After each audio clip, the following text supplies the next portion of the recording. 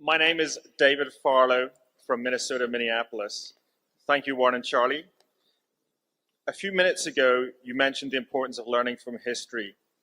What have you learned from the investments you did not make over the last few years that you now regret refraining from?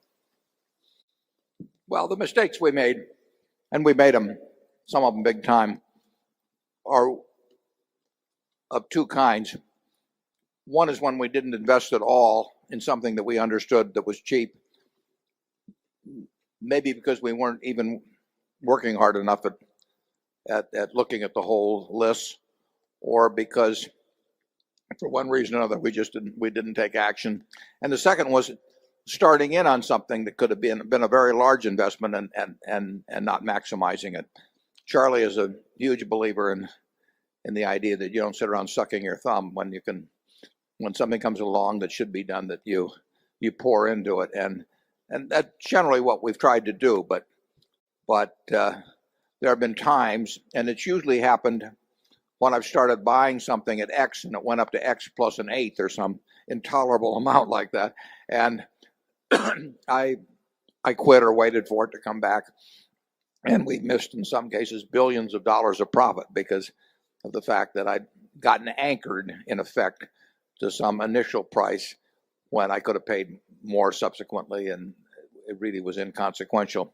Do you have anything worse to confess than Walmart? Walmart, I cost us about it's up to 10 billion now. I cost us about 10 billion. I set out to buy 100 million shares of Walmart pre-split at about 23, and Charlie said it didn't sound like the worst idea I ever came up with, which is, from him, I mean, it's just ungodly praise.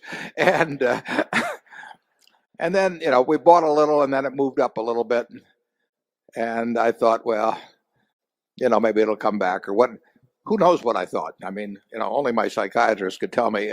And that thumb sucking, reluctance to pay a little more, the current cost is in the area of 10 billion, and there have been other examples too, and there will probably be more examples in the future, unfortunately. But that's on the other hand, it doesn't bother us. I mean, it's maybe instructional to talk about it just a little, and I'm glad to respond to the question. But in the end, we're going to make a lot of mistakes at Berkshire, and we've made them in the past. We'll make them in the future. If every shot you hit in golf was a hole-in-one, it wouldn't be. The game would soon lose interest. So you have to hit a few in the woods occasionally just to make it a little more interesting.